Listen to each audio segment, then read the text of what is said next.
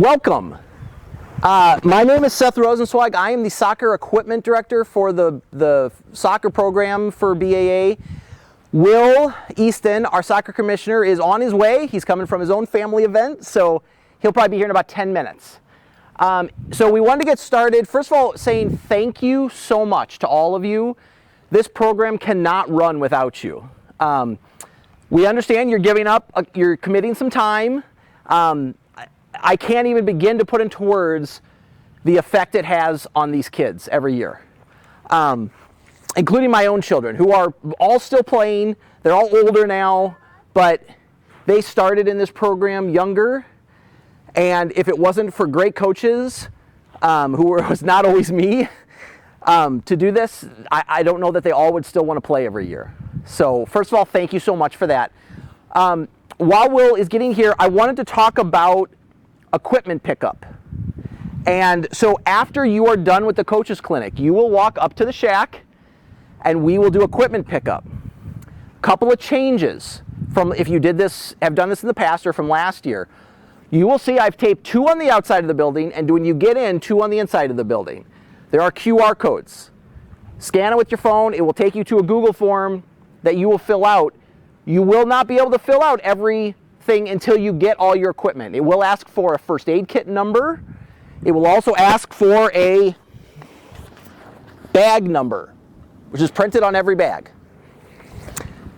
Once you're all done, please show me the completed form, and then I'll tell you to hit send. That way I don't have to go back later and have to try to get information from you.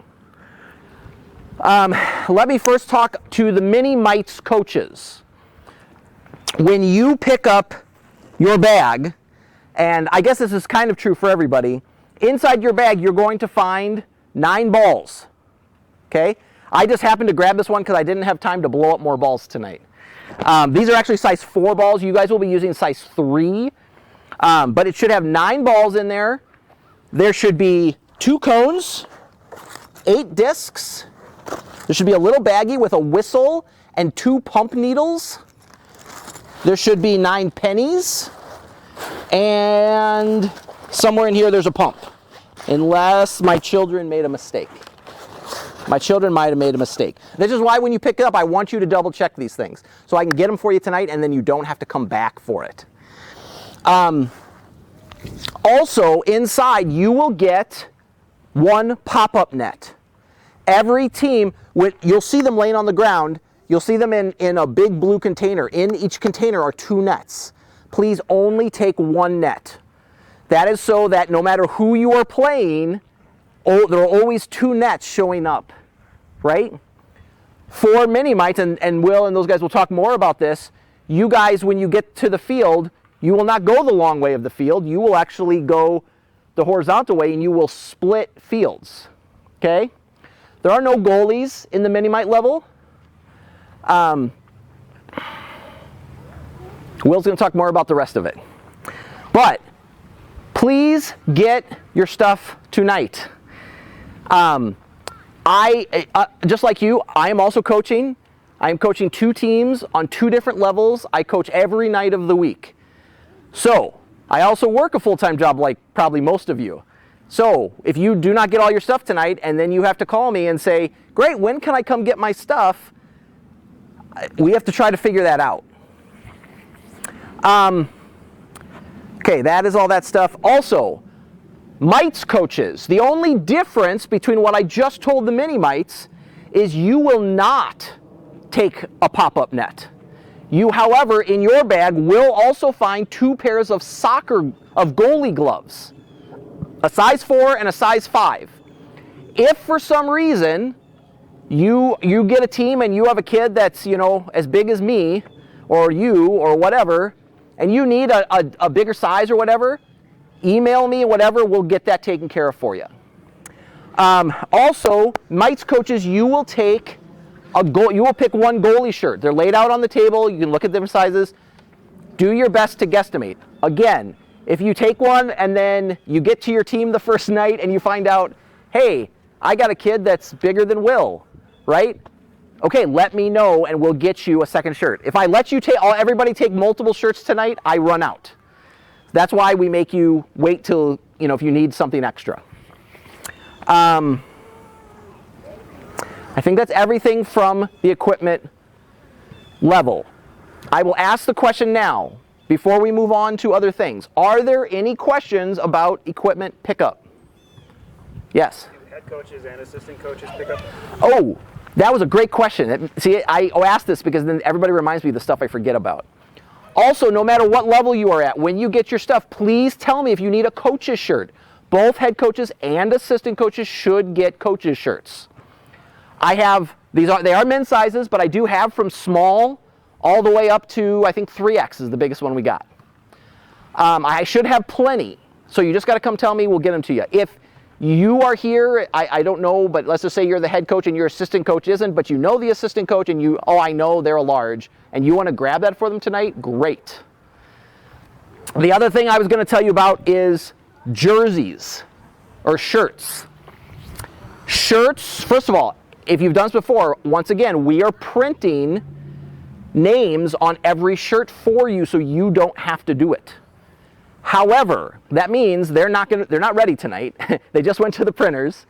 Mini Mites will have theirs, we believe, next Saturday. Okay? Normally, I'm the one out there handing them out to everybody. I'm actually out of town, so it'll be Will or somebody. If for some reason that can't happen, the worst case scenario is the second Saturday you will get them. Mites. After Mini Mites, they're starting at the youngest and working their way up to the oldest. You will get emails once I have them saying, I have your shirts, you need to come and get them.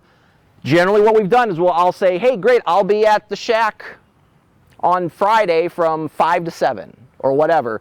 Come get your shirts. Okay? If you do not do this, right, when we send the email out, because every year, the day before their first game, I get 4 emails that says, hey, when am I supposed to get my jerseys?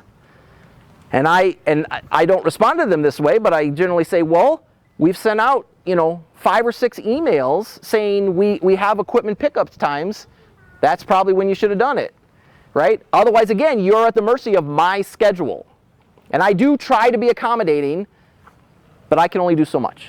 I've coached Mini Mites and Mites, 7, 8 years now. It's a long time. I think this will be my last season as a Mini Mite coach. But I'll talk through a few things to help out, kind of what the goals of the level are and how to make it easier as a coach. So, and then we'll talk Mites. A lot of this applies to both. I'll kind of say, hey, this is great for both. This is great for Mini Mites, or this is kind of a little more advanced, and this is more of a Mites type thing. So first thing, let's see, what do we want to talk about? Okay, so all of our games for Mites and Mini Mites are at Lincoln Fields. There are 9 fields there this year, with all nine fields have goals. Last year we had 6. Our goals we ordered didn't come in time.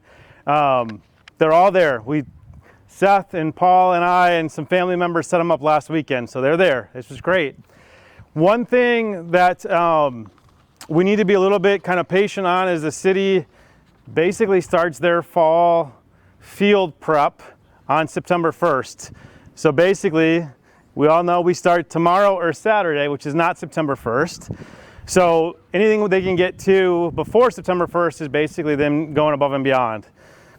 They've been really good though in the past about getting lines out as quick as possible. I always do end up saying that our Lincoln Fields is a priority just because with little kids, it's great to have solid lines instead of trying to cone space off.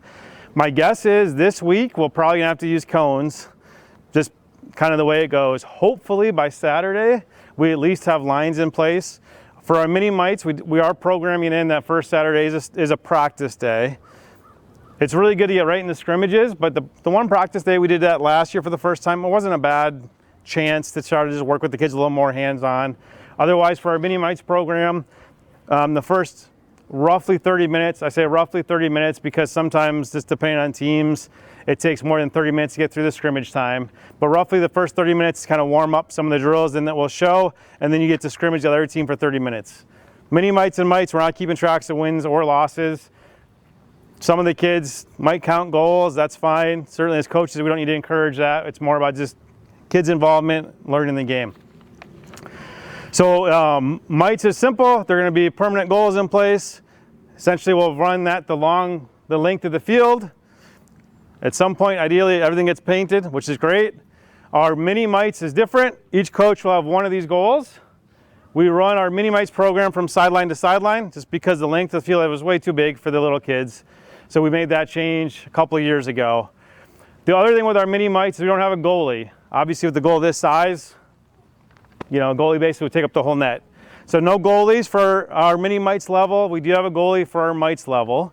For our mini mites level, if we have a kid, and it happens, who decides that they like to sit in front of the goal, that's almost like a goalie, right? Even if we're not using the hands, so coaches just make sure to say, hey, we're not going to stand in front of the goal, let's go pursue the ball. It's because we just want to allow kids to have kind of that chance to just practice putting a ball in the net as much as possible. One thing I'll touch on, so we'll see what happens, and I will send out an email when the paint and the lines, fields get painted. But I've asked to have what's kind of called like a tag-up line added to our fields at Mini-Mite. So right now we have an end line, the half field line, and then another end line. So we're trying to add a line that's about 2/3 the way from the end line towards the center line. So that way, when a goalie has a goal kick to pass it to their own team, the other team can back up to that tag-up line. We'll see if it ends up there or not. The other thing is, if that ends up there, it actually will help us on our mini-mites level 2, going sideline to sideline, just because the field was a little bit wide, but it was still better to go sideline to sideline lengthwise than it was to go the entire length of the field with the mini-mites. But if we can get that tag-up line, it'll be kind of nice for both levels. So I'll just, if it shows up, I'll send out an email to everybody, or our level director will send out an email to say, hey, it's there, this is how we're going to use it for the 2 levels. So don't worry about it unless we see it. All right, so then philosophy for our mites and mini-mites, and really all of our BAA programs. But every time when I do an introduction to coaches or to the families, I always say our first goal is to be safe, right? Let's create a safe environment where kids feel comfortable coming out to play. They want to come back from one week to the next. So a little bit easier to control, I kind of say, in soccer. I also coach softball, so things like hard bats get swung, right? We got to have kind of extra safe protocols. But in general, we want to make sure that all the behavior on the field is safe behavior, it's inclusive, everybody feels like they want to come back. Second, our goal as coaches is to have a fun environment. Again, we want them to come back. Third, maybe we can teach them some soccer, right? That's sort of the order of priority. If we do the first 2, then we got our best chance of them learning some soccer. The other thing is, it's going to take 2, in a perfect world, and it might be even longer, right? It's going to take 2 or 3 seasons of trying to learn a couple skills each year before it really even looks like soccer. So kind of set your expectations as like safe environment where the kids have fun and want to come back, do some skill building, and within 2 or 3 seasons, someone will look like a soccer player eventually, right? We're not going to get there in 1 season. We're not going to get there in 1 practice or even 2 weeks. It's not going to happen. But we just want them to enjoy it and come back. All right, so then along those lines too, trying to create a good environment. With our mini-mites, it's sort of coaches are on the field pretty much the whole time helping gameplay. I always kind of say at one point, and if parents need to even come out to help keep their child or player on the field, that's fine too. Like obviously we don't want parents to be kicking the ball, but a couple teams I've had, some of the players, they're younger. I think we start, there's young as 4-year-olds, right? And so they're cautious to come out in the field. If it helps have a parent with them to help hold the hand and move around, that's fine, right? There's no problem with that. One team I kind of chuckled. We started out with like 3 or 4 kids, with mine being one of them. Parent on the field helping out. Eventually got to like the 3 of those kids kind of were comfortable holding each other's hand, moving around. With this crazy wall of defense of 4-year-olds, right, moving around. By the last game or 2, they finally were comfortable just being out there by themselves. So whatever it is from that standpoint to have the players comfortable, fair game, right? Our mites level is different. Certainly by that time, no parents on the field. The other thing with mites then is, as we get to the next level, if anybody's got cubs, the field is probably 3 times, 4 times as big. So to prepare the players for that, we're comfortable with coaches on the field for about the first third of the season, with the goal that as a coach is you're in transition to being on the sideline and coach from the sideline, knowing that the next level, they will be from here to the pitcher's mound away easily at times, and we're trying to reach that point where they're comfortable playing without a coach next to them telling them how to play. So, and again, it doesn't happen overnight, but just having that context helps with the idea that we want to eventually move the coaches off the field because of what comes next to help them be more prepared for that next level. The other thing for, basically for mini mites with coaches on the field, you know, you're sort of refereeing, you know, it's balls are going out of bounds, you're deciding who gets it. There's not a whole lot of extra rules to follow. We're not calling offsides. We're not doing anything from that standpoint. Even handballs at the mini mites level, you know, unless it's really excessive, it's more of a coaching moment to say, hey, remember, we're not using hands. You know, we're not necessarily going to stop the gameplay, but you don't need an additional referee with coaches to try to help facilitate gameplay. Our mites level, though, we ask that you find a parent to referee. So, like for instance, Andy, who's now our mites girls level director, was our designated referee last year. It was great for our team. So he took the lead on it, which is awesome. Showed up with the whistle every week. And didn't get every call right, but that's okay. We're not keeping track of wins or losses. Sorry, Andy. I started to hurt your feelings now, but yes. But we're not keeping track of wins or losses, so hopefully everybody can keep a level head, right, at the end of the day. But it helps from that standpoint because then, again, as coaches, you get to coach. So if you can find a parent, that's hugely helpful. And there were some times, I don't know if it was last year or before that, where I refereed just because of the way it fell out. It's tough to both referee and coach, right, if you're out on the field. So then I would just not coach, and we would try to have the other coach from the sideline. So you sort of lose that ability to have two voices, two eyes on the players if you don't have a parent that's able to referee. Okay. I think that's all of the kind of the ground rules of sort of mites and mini mites, some of the nuance and what our goals are. So then the biggest thing I will say then for both mini mites and mites, when it comes to substitutions, keep it very simple. Every player will have a shirt with a number. Start with, you know, the first, however many you need to sub for that day, you know, 1 and 2. Start on the sideline the first quarter.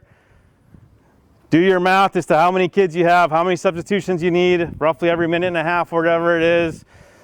Bring them in, 3 and 4 come out next, right? Don't get crazy to feel like you have to have some perfect substitution model.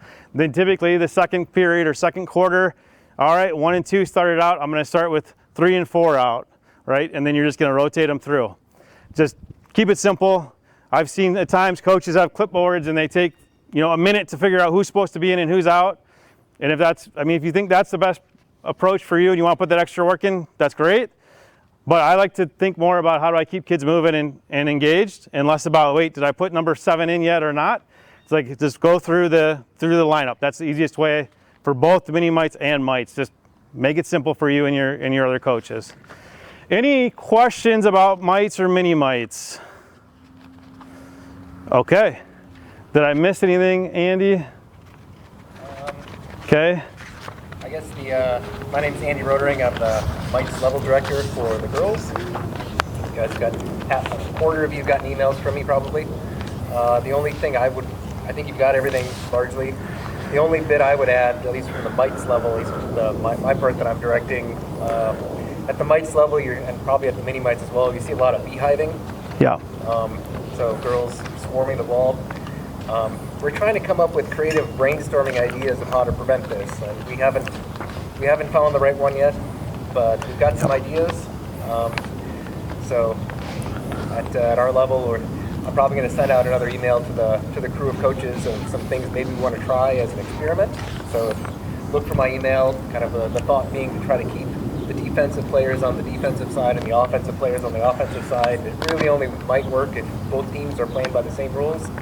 So if you as coaches want to try it out, we can adjust the schedule to make sure we have a game with another coach that wants to try it out. Yep. So when you see an email from me, that's what I'm talking about. Perfect. Question.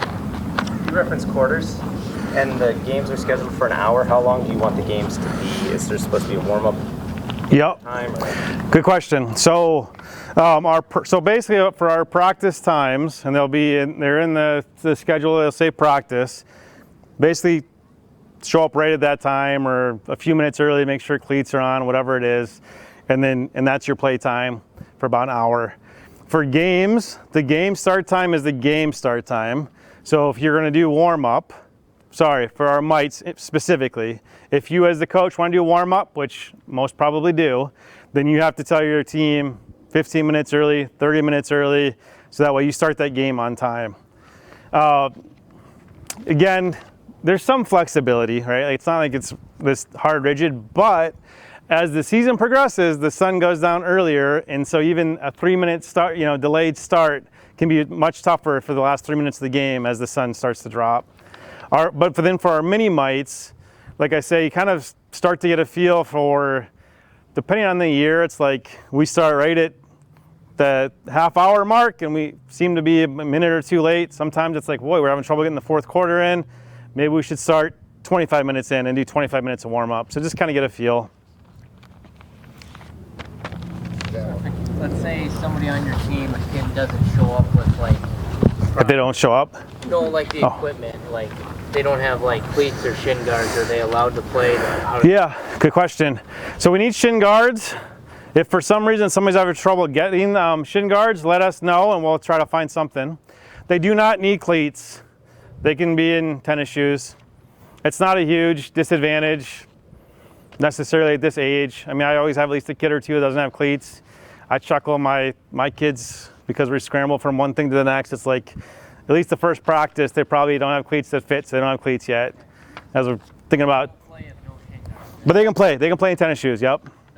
But if they don't show up with shin guards, can they play? If they don't show up in shin guards, then they're not supposed to play. Oh, so the other one, when it came to mini mites, and we talk quarters and then number of players, so you get flexibility at that level to do what keeps the kids engaged. If for some reason it's 95 degrees and humid and you say, boy, we need more breaks and we're gonna go down to 5 players and both coaches agree so we can have a little more break time, that's fine. If we reach a point in the season and it's 35 degrees those last couple weekends and you say, you know what, we should put every kid on the field and let them keep moving, both coaches agree, that's fine too. So it's just about helping, do what's right to have the kids engaged. We are definitely a community-based soccer program. Hopefully a lot of players on your teams go to the same schools. In a perfect world, we don't have any all-star team. We don't have any team that's, having trouble getting the ball up the field. I don't think we've seen a perfect world yet, right? It's just the challenge of the data that we can pull and not say we're gonna do let's see, between both of these levels, there's probably 300 kids. So unless we all of a sudden decide we're going to do some sort of tryout and scouting report on 300 kids, teams will be unbalanced. So what that means is, in a community program, everyone that's here as coaches is responsible to think not just about your own team, but the other team. So what we find is if players and teams are mismatched and one team consistently can't get a ball even passed into their player before a goal gets scored, it's not a very good experience for that team that's getting scored on. So, as coaches, especially our mini mites and mites level, think about both teams. If your team is a little bit quicker, a little more aggressive, maybe they end up being a little bit older. I think we have 4 to 6-year-olds. There can be obviously a gap there in terms of speed and ability. Back your players up further and further to give time for the other team to get the ball in at least. And honestly, I even as I say this, I'm like, I know we're mini mites and soccer development isn't necessarily going to be something that happens, at a high level anyway. But learning how to play defense or be that team that just can go get a loose ball and score isn't really great soccer development for that team either, right? So you might feel good as that kid who's scoring a bunch of goals, but the reality is there's a point in time in that soccer career that play disappears more often than not. And so it'd be better for them to learn how to actually make some reads, be positioned properly, try to either intercept a pass or slow a player down so their teammates can come help take a ball away. So they'll actually learn better soccer by bringing them back to be able to make better plays.